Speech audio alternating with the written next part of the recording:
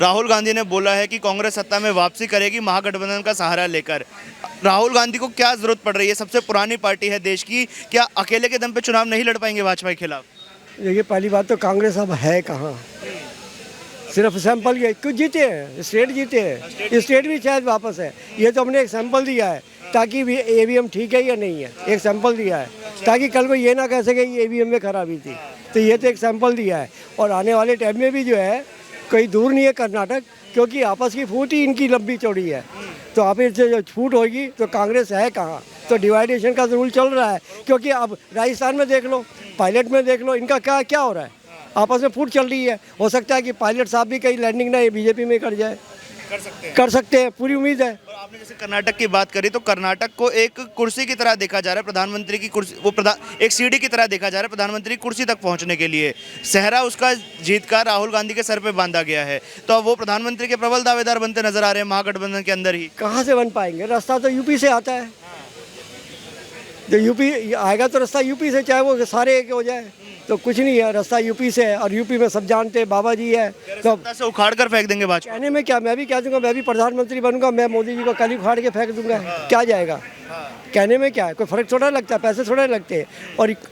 और रही इसकी भैया राहुल गांधी जी की, राहुल गांधी यहाँ तो कुछ अपने देश के बारे में बात करता नहीं, विदेशों में जाके हमारी बुराइयाँ ही कर रहा है देश की, उससे ज़्यादा क्या होगा? अरे घर की प्रॉब्लम घर में ही सो रहे हो ना, तो बाहर जाके क्या करोगे?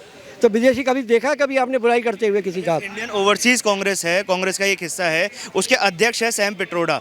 उन्होंने आज बयान दिया अमेरिका में और ये बोला है कि मंदिर की राजनीति कर रहे हैं, हिंदू मुसलमान की राजनीति कर रहे हैं, मंदिर बनाने से किसी को रोजगार नहीं मिलेगा, शिक्षा नहीं मिलेगी, ऐसे बयान अमेरिका में जाके कांग्रेस के नेता दे रहे हैं। क्या होगा मंदिर का? पहले 500 साल पुराना केस था, इन लोगों ने मंदिर के बारे में क्या क्या बोला।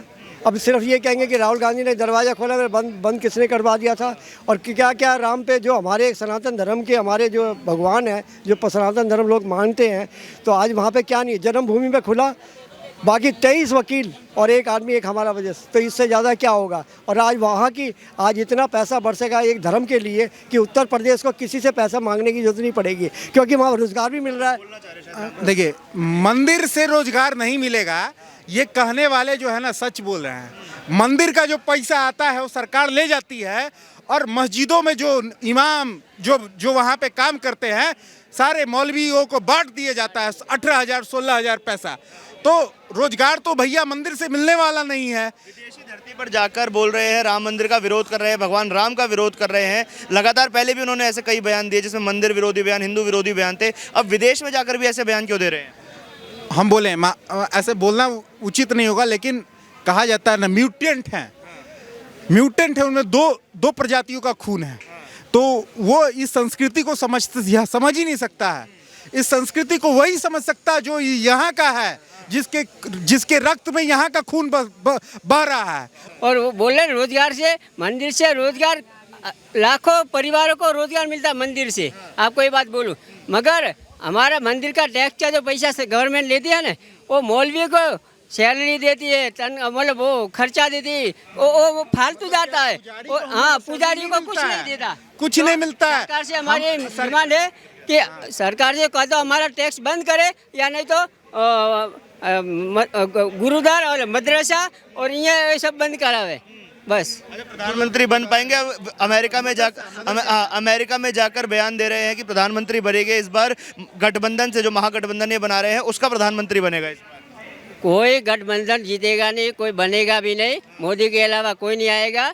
और ये विपक्षी पार्टियां हैं ना कांग्रेस के साथ, ये सब तोड़ने वाली पार्टियां हैं। ये उसने देश आज़ाद तो अभी हुआ ही नहीं है, लोग बोल रहे ना देश आज़ाद हुआ। आज भी हमारा देश 10 अरब डॉलर अमेरिका को, ब्रिटेन को देते हैं। क्यों देते हैं? आज़ाद हुआ। और जब ब्रिटेन की रानी मरी थी तब हमारा झंडा उसका नीचे झुकाया था। क्यों झुकाया था? अगर हमारा देश आज़ाद है तो क्यों हमारा देश उनके आगे क्यों झुकता है? सम्मान है ना, दूसरे राष्ट्राध्यक्ष का सम्मान किया। अरे सम्मान किया था तो राष्ट्र क्यों, हमारा राष्ट्रपति हमारे पैर में आता है तो हमको केस आजीवन जेल जाना पड़ता है। एक अलग मुद्दा है सर। अब जो बात उठाई है, अमेरिका से सत्ता में आने का रास्ता ढूंढ रहे हैं राहुल गांधी, लगातार अमेरिका में जाके तरह तरह के बयानबाजी कर रहे हैं। प्रधानमंत्री को नमूना कहकर संबोधित किया उन्होंने। ये उसकी जो है एक तरह से क्या है, ये एक दृष्टि जो देखने का नज़रिया है ना, वो कभी देश हित में हुआ ही नहीं है।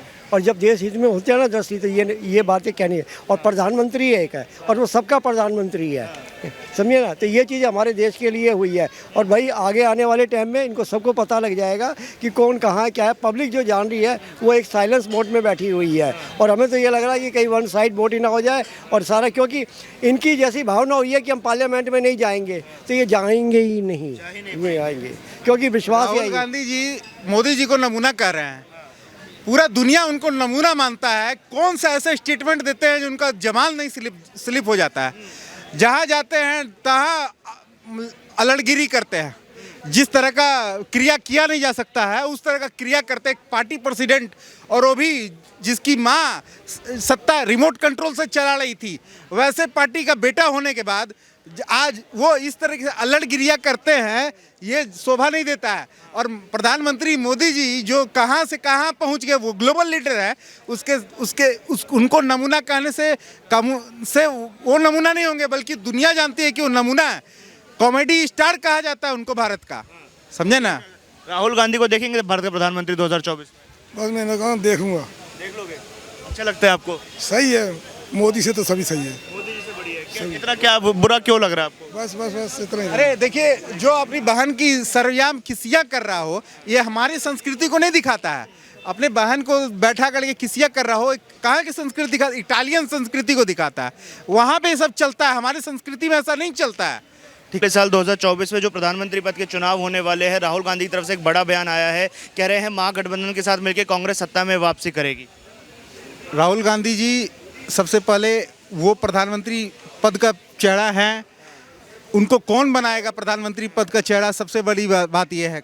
महागठबंधन में तो बहुत सी पार्टी आ जाएगी, एसपी आ जाएगी, बीएसपी आ जाएगी, और बंगाल की ममता बनर्जी आ जाएगी, तो और जदयू भी उसमें है, आरजेडी भी है, तो उसमें प्रधानमंत्री का चेहरा कौन होगा? लालू यादव पार्टी तो जाहिर सी बात है कांग्रेस ही होगी, तो कांग्रेस की तरफ से हो सकते हैं। कांग्रेस अभी तक 50 से कम सांसद उनके रहे हैं, विपक्ष का तमगा बस नाम मात्र के लिए उनको हासिल हुआ है ना। तो इस कंडीशन में क्या लगता है आपको कि कैसे राहुल गांधी जी विपक्ष का चेहरा बनेंगे? उनका बुद्धि का जो क्वालिटी है वो इस लायक नहीं है कि लोग उनको प्रधानमंत्री कैंडिडेट बनाने के लिए तैयार हो। और विपक्ष सबसे बड़ी पार्टी तो फिर भी उन्हीं की है, राहुल गांधी की ही है। अब विपक्ष से पक्ष में आने में कितना ही समय लगेगा? मुझे लगता है ना कि प्रधानमंत्री पद के लिए कोई भी उम्मीदवार का घोषणा नहीं करेगी विपक्ष की पार्टी, क्योंकि इसमें लड़ाई हो जाएगा, आपस में ही खींचातानी हो जाएगा कुर्सी के लिए। ये डिसीजन तब होगा जब विपक्ष का इलेक्शन हो जाएगा, प्रधानमंत्री मोदी मतलब प्रधानमंत्री पोस्ट का इलेक्शन जब हो जाएगा, पूरा 2024 का लोकसभा इलेक्शन खत्म हो जाएगा, उसके बाद किसके पास कितना सीट है, सीटों के आधार पे ये तय होगा कि विपक्ष का लीडर कौन होगा। नीतीश कुमार ये कह रहे थे कि भाजपा को सत्ता से हटाना जरूरी है, प्रधानमंत्री तो बाद में चुनते रहेंगे। तो भाजपा को सत्ता से हटाना है, प्रधानमंत्री के लोभ में ही ना पलटे हैं। वैसे सब सुविधा तो से तो मतलब मिल ही रहा था नीतीश जी को, सरकार भी मोदी जी के साथ थी, जनता भी खुश थी। अब जाके पलटी भी मारे हैं तो किसी सपना के तहत ही ना। बोल रहे हैं ना कि सत्ता से उखाड़ कर फेंक देंगे भाजपा को। अरे कहने वाली बात है, उसके साथ करोड़ों लोग हैं, वर्ल्ड का ग्लोबल लीडर है। आप ऐसे कह देने से मात्र से कुछ नहीं हो जाता है। क्या योजना है, क्या आपका पहले घोषणा पत्र तो आप बनाओगे, लालची प्रलोभन से युक्त घोषणा पत्र तो आप बनाओगे, जो आप करने वाले नहीं हो। और जनता जानती है इस बार कि आप किसी भी प्रलोभनकारी घोषणा पत्र को रखोगे तो आपको कैसे मुंहतोड़ जवाब देना है। देख चुकी है आप, मतलब एमपी में क्या वादा किए थे कि हम इतना लोगों को रोजगार दे देंगे और सब जगह इतना भत्ता देंगे, कितने लोगों को क्या दिया है ना। तो कि एक प्रवक्ता है राहुल गांधी की पार्टी कांग्रेस के, वो कह रहे हैं कि 500-600 का सिलेंडर मिलने लगेगा अगर कांग्रेस सत्ता में वापसी करती है तो। हाँ, ओपेक कंट्री वाले सारे उनके रिलेटिव है ना, सारे सस्ता कर देंगे, कांग्रेस की सत्ता आ जाएगी, आतंकवादी बम धमाके होंगे। और तो वो लोगों का भी इंटरटेनमेंट क्या है, इंटरटेनमेंट वही है, काफिरों की हत्या, काफिरों को बम ब्लास्ट से मारा जाना। तो आतंकवादी घटनाएं होंगी तो ओपेक वाले जो है इंटरटेनमेंट होगा, उनको मजा आएगा तो कर देंगे, सस्ता हो सकता है।